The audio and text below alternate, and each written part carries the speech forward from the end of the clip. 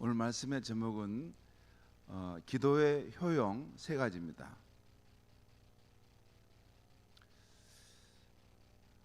오늘 읽은 말씀에는 예수님과 세 제자가 변화산에서 내려왔을 때의 일이 나옵니다. 예수님께서 산 위에서 영광의 광채를 입으셨을 때 산 아래에 있던 제자들에게 귀신 들린 아들을 데리고 와서 고쳐달라고 한 아버지가 있었던 것 같습니다. 그런데 그 남아있던 9명의 제자들, 예수님께서 베드로, 요한, 야고보 셋을 데리고 그 산에 올라가서 영광의 광채를 입으셨지 않습니까? 그러면 3명을 빼면 9명이 있겠죠. 이 9명의 제자들이 힘썼지만 그 아들에게 있던 귀신을 제압하지 못하고 쫓아내지도 못했습니다. 큰 무리들이 보는 앞에서 제자들이 아무것도 할 수 없었으니 낭패였고 막 부끄러웠을 것입니다. 그러자 믿음이 없던 서기관들이 봐라, 너에게 무슨 능력이 있느냐 하며 비난했던 것 같습니다. 그때 예수님께서 그들에게 나타나신 것입니다.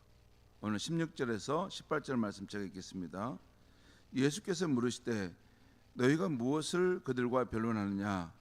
우리 중에 하나가 대답하되 선생님, 말 못하게 귀신 들린 내 아들을 선생님께 데려왔나이다. 18절입니다. 귀신이 어디서든지 그를 잡으면 거꾸러져 거품을 흘리며 이를 갈며 그리고 파리해지는지라. 내가 선생님의 제자들에게 내쫓아 달라 하였으나 그들이 능히 하지 못하더이다. 원래는 예수님께 이렇게 도움을 요청하려고 왔던 것 같습니다. 그런데 예수님이 안 계시게 되자 그 제자들에게 부탁했는데 그들이 이렇게 자기 아들을 고쳐주지 못했다는 말씀을 하고 있어요. 근데 이분이 지금 예수님께 나왔을 때 선생님이라는 표현을 지금 계속 쓰고 있어요.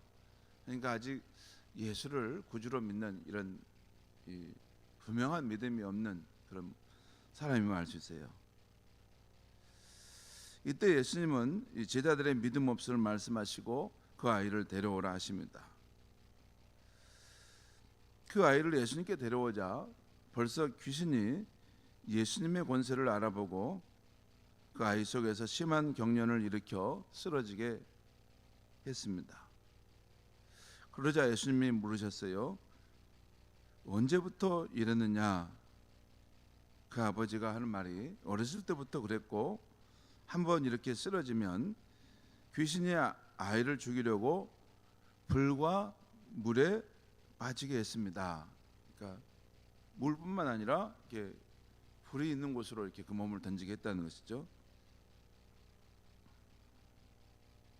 그러면서 그 아버지는 절박한 마음으로 22절 중간에서 이렇게 간구합니다. 22절 중간 한번 보겠습니다. 22절 중간입니다. 그러나 무엇을 하실 수 있거든 우리를 불쌍히 여기사 도와주옵소서. 무엇을 하실 수 있거든. 여기 이 아버지가 말하는 무엇을 하실 수 있거든은 여러 감정이 섞인 말입니다. 먼저는 아버지로서 아들을 살리고자 하는 안타까운 마음이 있었을 것이고 또한 제자들이 고치지 못한 것을 봤기 때문에 이분도 고칠 수 있을까 하는 의심의 마음도 있었을 것입니다. 그리고 또 무엇이든 지푸라기라도 잡고 싶은 그런 간절하고 절박한 마음으로 예수님께 무엇을 하실 수 있거든, 뭔가 뭘 할 수 있다면 우리를 불쌍히 여기서 도와주옵소서라고 했던 것입니다. 그 다음 23절과 24절 말씀을 제가 읽겠습니다. 23절 예수께서 이르시되 할 수 있거든이 무슨 말이냐? 믿는 자에게는 능히 하지 못할 일이 없느니라 하시니 여기서 할 수 있거든은 공동 번역과 표준세 번역에 보면 할 수 있으면, 당신이 할 수만 있으면 이라는 그런 뜻입니다. 그러니까 이 말씀은 이게 예수님에 대한 전적인 믿음이 있는 게 아니고 당신이 할 수만 있으면, 이게 반반이죠. 있을 수도 있고 없을 수도 있는데 할 수 있다면 어떻게 해달라는 것이죠. 그런데 예수님이 할 수 있거든이 무슨 말이냐? 믿는 자에게는 능히 하지 못할 일이 없느니라.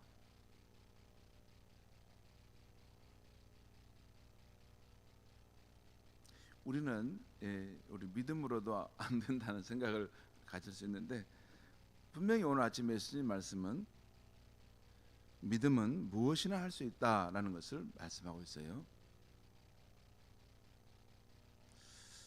그러자 24절에 그 아이 24절입니다. 곧 그 아이의 아버지가 소리를 질러 이르되 내가 믿나이다. 나의 믿음 없는 것을 도와주셔서 하더라. 여기 보면 독특한 표현이 나왔어요. 내가 믿습니다 라고 했는데 또 내가 믿음이 없으니까 도와달라는 거예요. 내가 믿는다는 것과 내가 믿음이 없다는 것은 정반대잖아요. 여러분, 기독교 신앙에는 이율배반적인 진리가 있습니다. 서로 모순이 되는 것 같은데 그 진리가 있어요. 앞으로 제가 그런 부분들을 자주 말씀드리려고 하는데, 이게 너가 살고자 하면 죽겠지만 하나님의 미래에 대해 죽으면 살 것이다.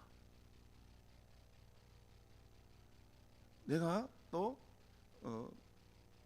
두려움 중에도 또 평안함 가운데 주의 평안을 경험하나이다. 이런, 두려움은 두려운 것이지 또 어떻게 평안이 있을 수 있겠습니까? 그런데 이런 이율배반적 두 가지 이 사실이 함께 우리 안에 경험되고 있다는 것이죠. 오늘 이 사람도 내가 믿습니다 라고 말했지만 또 한편으로 내가 믿음이 없습니다 라고 이렇게 말씀합니다. 여러분, 기독교 신앙의 진짜 깊은 진리는 이 이율배반적인 이 말씀 속에 있습니다. 요즘에 제가 그것을 깨달아가는데요. 이 세상에서는 이게 믿음이 있다고 했으면서 또 믿음이 없다고 하는 말은 이게 상식적으로 틀린 말입니다. 근데 인간 실존을 내면을 깊이 내다보면 믿음이 있습니다 라고 말하지만 또 한편으로 믿음이 없는 것이 우리 자신입니다. 신비롭습니다. 인간의 실존은 내가 믿음이 있다고 생각했는데 다시 깊이 생각해 보니까 내가 그 믿음이 없는 거구나 하는 것이죠.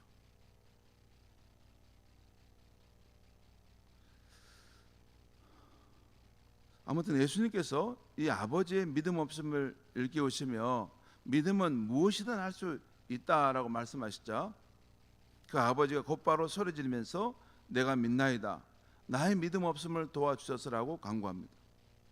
이 고백에는 불쌍한 자기 아들을 고치고자 하는 그 아버지의 간절한 마음과 또한 자신의 믿음 없음을 예수님 앞에 인정하고 도움을 구하는 모습을 봅니다.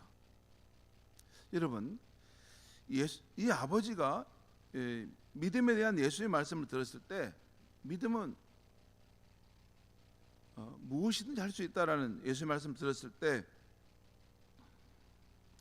자기 아들을 고치려면 믿음이 있어야 하는구나. 그런데 자기 안에 믿음이 없는 것입니다. 그래서 아버지는 자신의 믿음 없음을 솔직히 고백하면서 믿음의 주이신 예수님께 믿음이 없는 자신을 도와달라고 한 것입니다. 참으로 귀한 믿음이에요. 믿음이 없는 자신을 고백하면서 믿음의 주인 예수님께 나를 도와달라고 한 것이에요.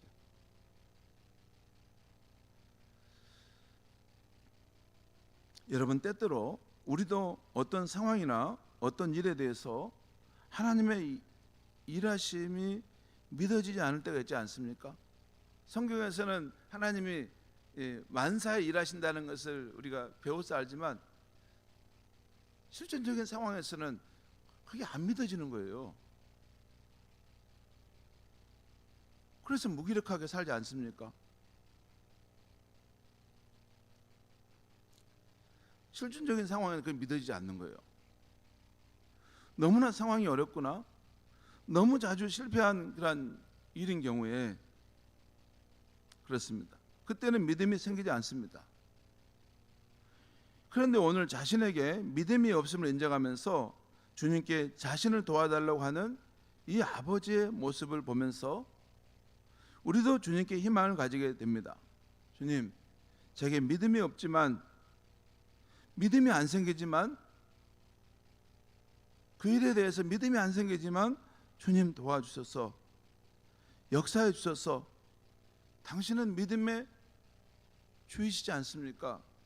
내게 믿음도 주시고 그 믿음의 역사를 나타내 주시옵소서 라고 구할 수 있는 것이 오늘 우리가 이 말씀을 통해서 얻게 되는 중요한 영적 교훈입니다. 꼭 믿음이 있어야만이 하나님 역사하시는 건 아닙니다. 믿음 없는 상태의 그 모습 그대로 나가서 또 그에도 하나님께서 믿음도 주시고 또 그런 상황들 속에서 믿음의 역사도 나타날 수 있습니다.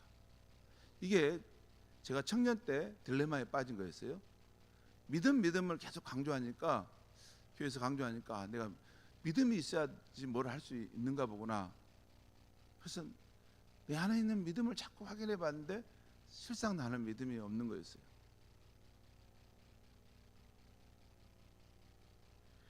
우리가 믿음이 있어야지 하나님이 역사하시지만 믿음이 없는 그 모습 그대로 나아가 하나님께 도움을 구할 때도 하나님은 또한 도와주시고 역사할 수 있는 것입니다. 믿음이 안 생기는 거 어떻게 합니까? 조영기 목사님이 그 설교하다가 유명한 예화를 말하던데, 자기가 직접 그 여의도에서 복음을 말씀을 막 강하게 선포할 때 그 서울에 아주 유명한 스카이 대학에 다니는 한 대학생이 아주 명석한 대학생이 그 조 목사님 말씀을 듣고 정말 믿음에 능치 못하시면 없겠구나 라고 그 말씀을 들었는데 머리는 여기에 왔는데 마음은 이게 믿음이 안 생기는 거예요. 그래서 그 청년이 목사님께 와가지고 설교 끝난 다음에, 목사님, 내가 이렇게 머리로서는 이해되는데 마음이 믿어지지 않아요. 저를 위해서 기도해 주세요. 그게 우리 인간의 모습입니다. 이성과 또 마음은 또 다르죠.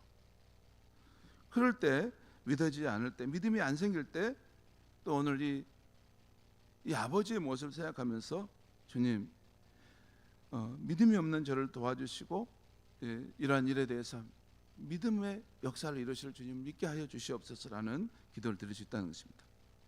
그 다음에 오늘 마지막 부분에 집에 들어가셨을 때 제자들이 주님께 나와 우리는 왜 능히 귀신을 쫓아내지 못했습니까? 할 때 예수님이 하신 말씀, 기도 외에는 다른 것으로는 이런 종류가 나갈 수 없느니라는 말씀을 잠깐 보겠습니다. 여러분, 여기 예수님께서 기도 외에는 다른 것으로는 이런 종류가 나갈 수 없다, 이 말씀은 기도 밖에는 이런 종류의 문제를 풀 수 없다라는 말이죠. 그 말이에요. 기도 밖에는 이런 종류의 문제를 풀 수 없다. 그럼 이런 종류가 뭘 말합니까? 앞에 있는 이 내용이 지금 무슨 내용이에요? 영적인 일 아닙니까? 그렇죠? 사람에게 마귀, 귀신이 사로잡혀서 이 속박으로부터 자유케 되고 이거 치유함을 받는 이 일이죠. 이게 과학과 이성으로 풀어가는 문제입니까? 이건 영적인 문제입니다. 눈에 보이지 않는, 그렇지만 실제 않은 영적인 세계를 말합니다. 근데 이것은 기도를 통해서만이 이런 문제는 치유와 또 어떤 고침을 받을 수 있다는 것이에요. 여러분, 우리는 보통 기도의 효용에 대해서, 기도가 어떤 유익이 있지? 효용에 대해서 어떻게 생각합니까? 기도의 효용하면 보통 우리는 이렇게 생각해요. 기도는 우리가 바라는 일에 대해서 하늘 아버지께 구하고 응답받는 것이다. 그렇죠? 우리가 세상 살면서 우리가 뭐 이렇게 인간의 힘으로 안 돼 도움이 필요한 그런 일들이 있지 않습니까? 여러 가지 직장의 일, 또 뭐 승진, 또 취업, 또 여러 가지 기도 응답에 대한 것들이 있지 않습니까? 우리가 바라는 일에 대해서 하나님께서 구해서 응답받는 것이라고 생각합니다. 맞습니다. 그런데 또 다른 기도의 효용들을 아십니까? 어떤 분은 내 삶에 어떤 이게 무슨 그 문제가 있는 거, 또 어떤 이렇게 뭐 취업이나 결혼이나 또 어떤 우리 자녀가 어떤 어려운 일을 당할 때 그런 일만 기도하지 그 이외의 기도의 능력을 생각하지 않을 수 있어요. 근데 또 다른 기도의 효용이 있는데, 그것은 우리가 기도를 하면 마귀의 영향력을 차단하고 마음을 하나님께 집중할 수 있다는 것입니다. 또한 우리가 더 많은 시간을 기도할수록 성령 하나님과 더 깊이 연합되고 성령의 충만한 상태가 된다는 것입니다. 여러분,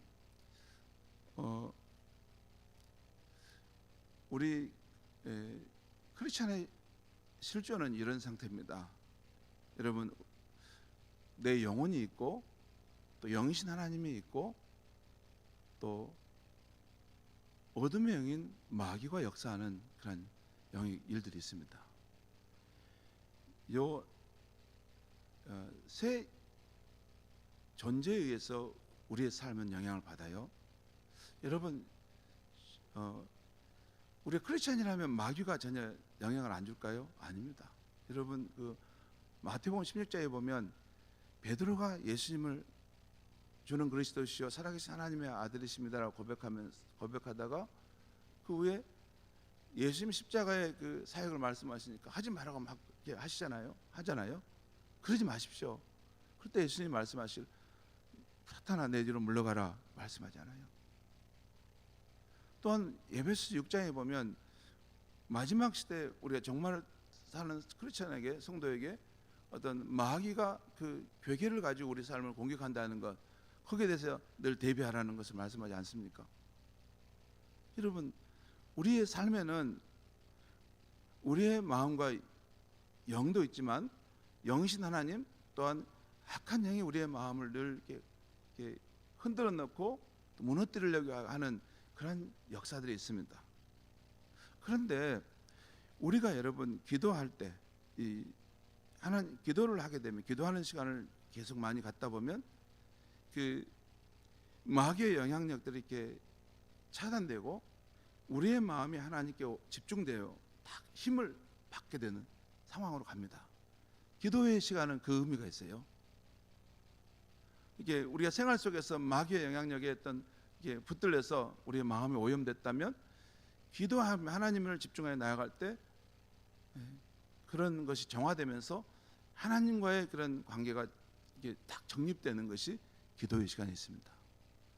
또 하나는 우리가 더 많은 시간을 기도하면 기도한 만큼 성령 하나님과 더 깊이 연합되고 성령의 충만한 상태가 됩니다. 여러분, 사도행전에 보면 제자들이 성령을 받았지만 어떤 위기나 어떤 상황 속에서 더 모여서 뜨겁게 기도할 때 성령의 충만함을 받았다라는 것이 나와요. 여러분, 더 많은 시간을 기도하면 성령의 충만함을 받게 되면서 마귀의 영향력은 차단되고 하나님과의 관계가, 소통이 아주 더 가까워지고 명료해집니다. 그래서 기도가 중요한 것입니다. 여러분, 목자로서 성도들하고 일을 할 때, 또 직장에서 무슨 일을 할 때 사람이 여러분 이성적으로만 하지 않습니다. 여러분, TV라든가 공적인 매체에서 사람들이 나와서 하는 것은 이게 아주 교양 있고 이성적인 모습으로 하지 않습니까? 그런데요, 사적인 영역에서 인간은 그렇게만 행하지 않습니다. 사적인 영역에서 인간은 어떤 행동하는 걸 보면 진짜 이상한 행동들을 합니다. 저 사람이 왜 저러지? 무엇에 꽉 집착하고 그 자기 자아라든가 자존감에 절대 포기하지 않으려고 하는 강한 집착력이 있고, 또한 어떤 무기력증에 빠지는데 이게 그냥 털고 일어나면 될 것 같은데 못 일어납니다. 여러분, 그게 안 됩니다. 거기에는 영적인 묶임이 있을 때가 있어요. 마귀가 우리의 마음을 이렇게 짓누르고 압도하는 그런 상황도 있습니다. 이건 제 이야기만이 아니고 오늘 이 시대에 가장 유명한 기독교 변증론자라고 하는 C.S. 루이스의 스크루테이프 편지라는 책에 보면 마귀가 우리 삶을 교묘하게 우리 가운데 역사에서 하나님을 떠나 우리의 삶이 무너지고 약해지도록 한다는 것입니다. 기도의 회행에는 우리의 문제를 아뢰고 도움을 구하는 것뿐만 아니라 영적인 영역이 있다는 것, 마귀의 세력을 차단하고 하나님과의 그런 집중되는 삶으로 나아가고 성령의 충만함을 받는다는 것을 아시고, 여러분 기도 시간을 할 때 꼭 무엇을 내가 아뢰는 것만이 아니어도 하나님을 바라보고 집중하는 시간을 많이 갖는 것은 여러분의 영성을 강하게 하고 힘있게 하는 것인 줄 믿으시기 바랍니다. 기도하겠습니다. 하나님 아버지, 오늘 이 아침에